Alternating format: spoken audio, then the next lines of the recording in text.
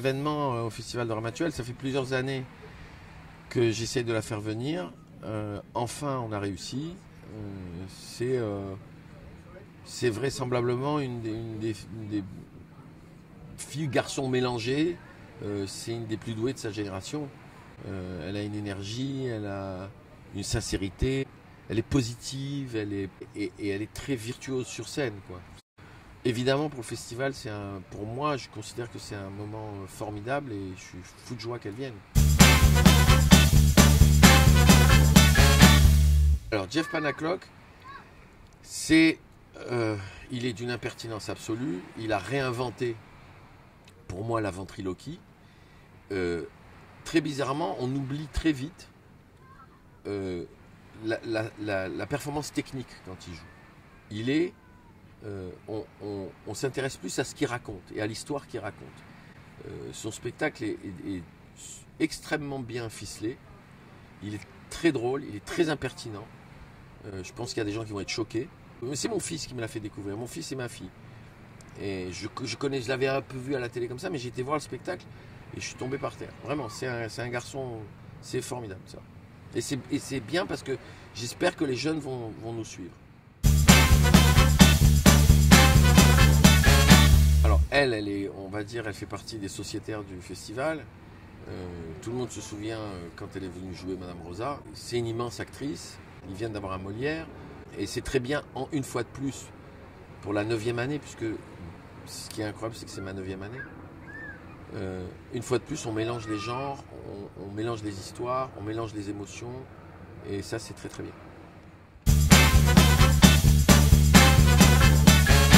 La suite, les dynasties. On a vu David l'année dernière dans l'affrontement avec Huster. Moi vraiment, c'est dans ce spectacle que j'ai découvert ce garçon, qui est un formidable acteur, qui a un potentiel incroyable aussi. Et on a eu le fils Brasseur avec son père, dans Mon père avait raison. J'ai trouvé que c'était un clin d'œil formidable et de continuer à se poser la question de l'avenir. Le spectacle est très drôle. C'est super qu'ils soient là tous les deux, vraiment. Je suis très très content.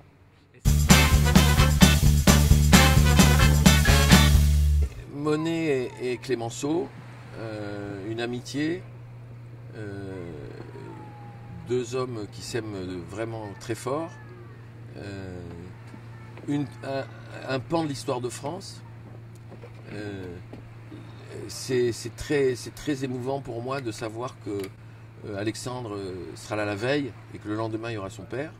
Le texte est très fort, il renvoie à des tas de choses aujourd'hui évidemment. Et puis les gens aujourd'hui, les choses vont tellement vite qu'on oublie un peu nos histoires de France. C'est un très beau moment et le personnage de Monet est magnifique.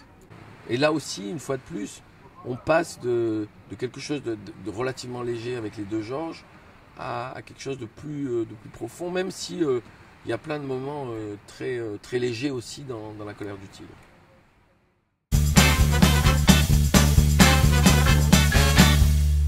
Avant d'être un film de Polanski, La Vénus et la fourrure, c'était une pièce de théâtre, ça a toujours été une pièce de théâtre.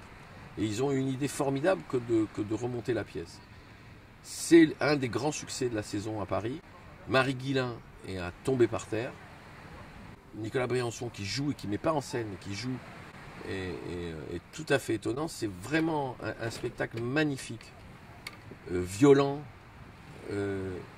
inattendu aussi parce qu'on est surpris au départ de la force du personnage de cette femme qui vient pour être engagée comme actrice. Lui, c'est le metteur en scène, il n'en veut pas du tout, enfin il en a marre, c'est la fin de la journée, et puis elle arrive et elle va changer sa vie. Et c'est vraiment, moi, c'est un des plus beaux spectacles que j'ai vu cette année.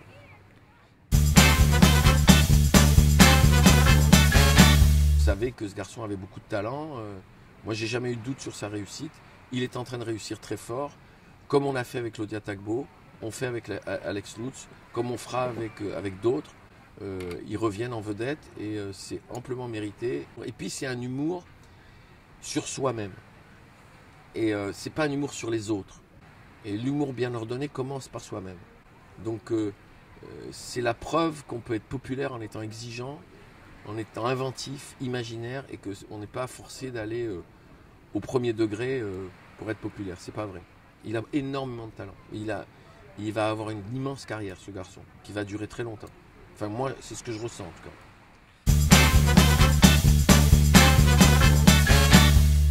Il va partir en live, comme le spectacle le dit, avec les musiciens. Bon, c'est Leb, on ne présente plus Michel Leb. Là aussi, avoir la Vénus à la fourrure, le lendemain Alex Lutz et le surlendemain Michel Leb, on continue à faire du festival de Ramatuelle une espèce de salade incroyable où toutes les expressions différentes des spectacles vivants ont la place. Et Michel Leb en fait partie. Vous voyez, entre Jeff Panaclock, qui est tout jeune, il a à peine 30 ans, et Michel Leb, il y a plus d'une génération. Mais le fait qu'ils soient là tous les deux, c'est vraiment... Je suis très très content. Et j'espère, moi, une fois de plus, j'appelle nos spectateurs à se mélanger. Que ceux qui viennent voir la Vénus à la fourrure, qui sont vraisemblablement des gens qui aiment le théâtre, qui viennent voir du théâtre, viennent aussi voir Alex Lutz, et c'est parce que c'est différent, pour qu'ils le découvrent.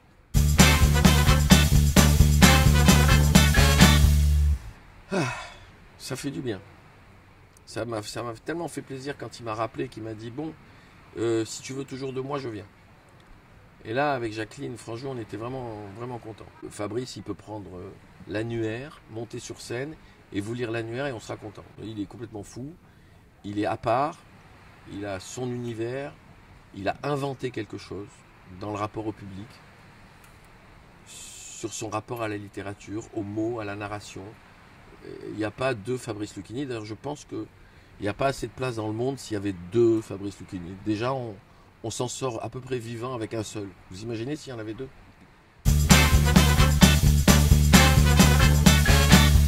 C'est plus que la famille, c'est l'histoire. Et au bout de tant d'années, que Michel Galabru soit là, avec nous, pour nous c'est très émouvant. Alors évidemment, on se souvient la dernière fois quand on lui a donné le képi des gendarmes de Saint-Tropez. Maintenant, on commence à se rendre compte dans le grand public que c'est un immense acteur. Moi, je suis très heureux qu'il soit encore là, vraiment, avec nous. Et j'espère qu'il sera encore là longtemps.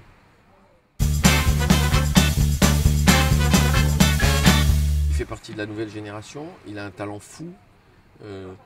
Moi, je voulais absolument, évidemment, quelque chose de festif pour clôturer le festival. Il y a toute une partie du public, de la jeunesse du public, qui adore ce garçon et qui, j'espère, sera avec nous, j'en suis sûr.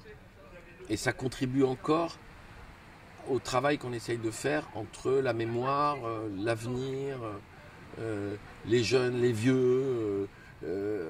Parce que la salade, c'est pas seulement les styles, c'est aussi les âges, c'est aussi les générations, c'est aussi tout ça. Donc c'est bien que Christophe Willem soit là. Et moi qui n'aime pas trop les émissions de télécrochet et tout ça, il vient des télécrochets. Ça prouve une chose, c'est qu'il n'y a pas de mauvais chemin quand on a du talent. Quel que soit le chemin, on s'en fout. L'important, c'est d'avoir du talent et d'avoir cette volonté-là que d'aller au bout de ses rêves.